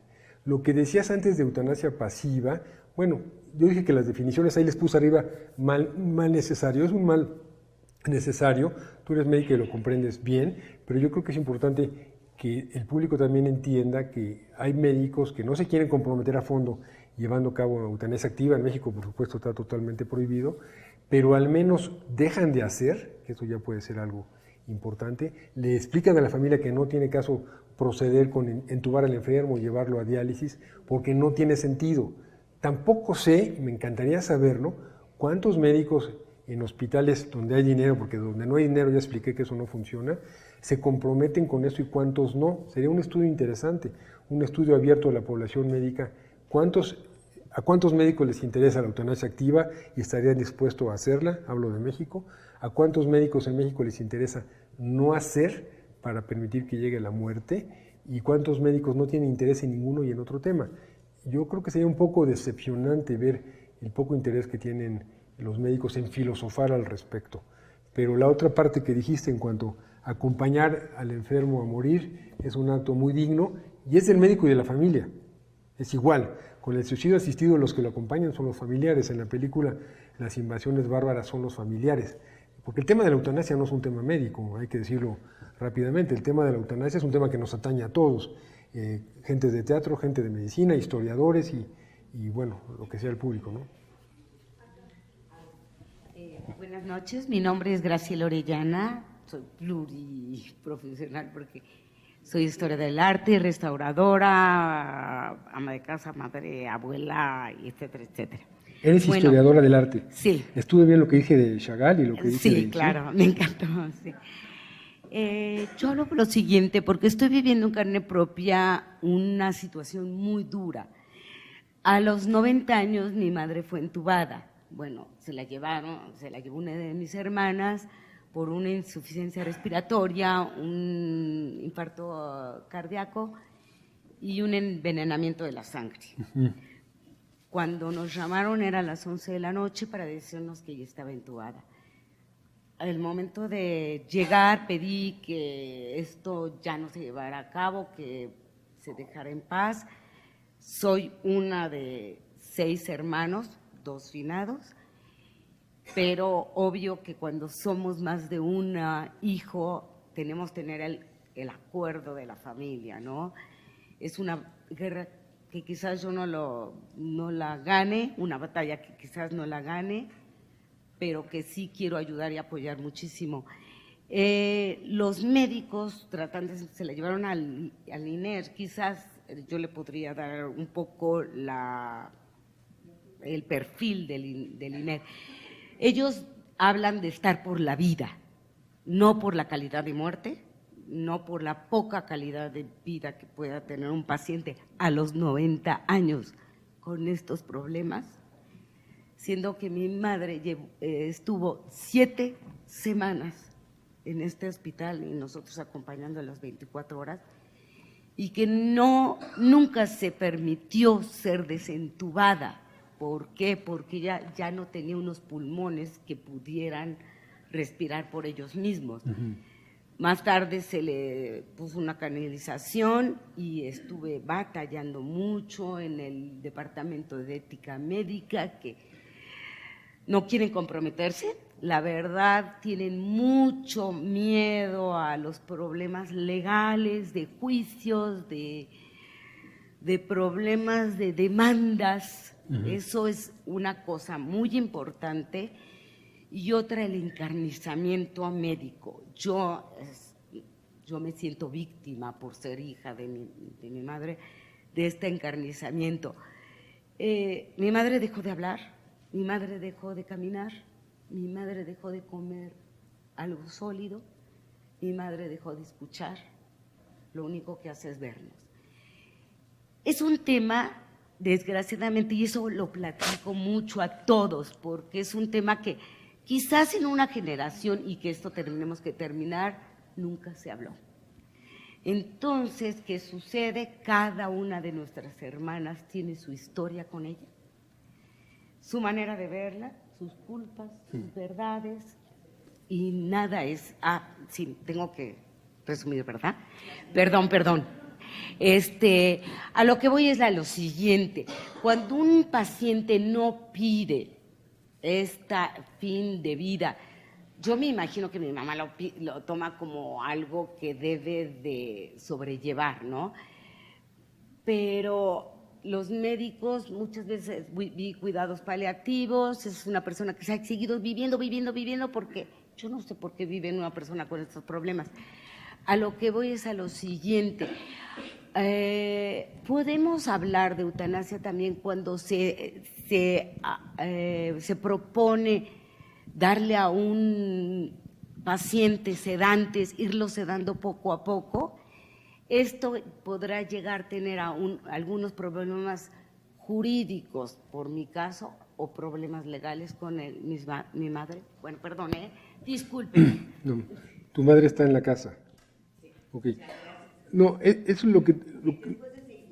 lo que tú cuentas es una experiencia frecuente. Me imagino que algunas de las personas que acuden a este seminario, como se llame, habrán tenido vivencias similares a las tuyas. Y me imagino que quieren escuchar las ideas de alguien que se ha dedicado un poco a pensar en este tema. Antes dije la palabra empoderamiento, antes dije la palabra eutanasia, antes dije el derecho de decidir, antes hablé de calidad de muerte. Todo esto a lo mejor sirve para que todos los que estamos acá hagamos nuestras voluntades anticipadas, que voy a hablar un poco de eso posteriormente. Los médicos están acostumbrados a hacer. Es muy raro el médico que no quiera hacer. Y los médicos están acostumbrados a cierto heroísmo en sus prácticas. Es muy raro permitir que sucedan cosas o que llegue la muerte. No les gusta a los médicos que se muera el enfermo. Antes dije, una forma mía de pensar, que el culmen de la medicina puede ser ayudarle a alguien a morir o acompañarlo a morir. Como tú dices, estamos por la vida, eso te dicen allá en el INER, habría que pensar que es vida. No sé si ustedes piensen que lo que tiene tu madre es vida. Suena que no tiene vida porque ha dejado de ser una persona, creo, tu mamá creo. Eso ya es un poco crudo, que también lo podemos definir la próxima vez. Pero aquí el problema es que la gente se tiene que empoderar de sus decisiones y la gente tiene que decirle al médico sí o no. Antes hablé de arrogancia de la medicina, sí existe la arrogancia de la medicina. Y en los hospitales públicos es un poco más problemático permitir la muerte, pero lo que tú comentas con tu madre, eso se llama sedación terminal también, es proveerle todo para que se vaya durmiendo y fallezca. Hablar de problemas de justicia en México, para empezar, híjole, no sé qué significa justicia en México, pero yo creo que eso no hay que temerle porque nadie se va a dar cuenta. Y pues en México no existe la justicia, pues no existe la justicia, ¿no? Entonces, soy un poco subversivo, sí, lo sé que soy un poco subversivo, pero caray, de eso no, hay que tener un consenso familiar. Y la pregunta más importante, y ya con esto acabamos, es ¿qué es lo que hubiese querido tu madre? Esa siempre es la pregunta importante. Y de eso es lo que vamos a hablar con los casos que yo les voy a presentar. ¿Qué es lo que hubiese querido tu madre llegada a la situación que tiene tu madre ahora? ¿Quisiera seguir viviendo o perviviendo? Entiendo que ya está casi en estado vegetal, por lo poco que puedo escuchar, o con una vida de no relación. Entonces ahí es saber qué hubiese querido el enfermo y saber qué posibilidades tenemos nosotros para decidir sobre ese enfermo. Son las 7 y esto acaba a las 7. Les propongo a todas las preguntas que quedan que yo hablaré 15 minutos para volver a introducir el tema la próxima vez y retomamos las preguntas y luego yo sigo hablando. Me dijo Mirna que podemos tener 10 sesiones si queremos, pero no creo que queramos.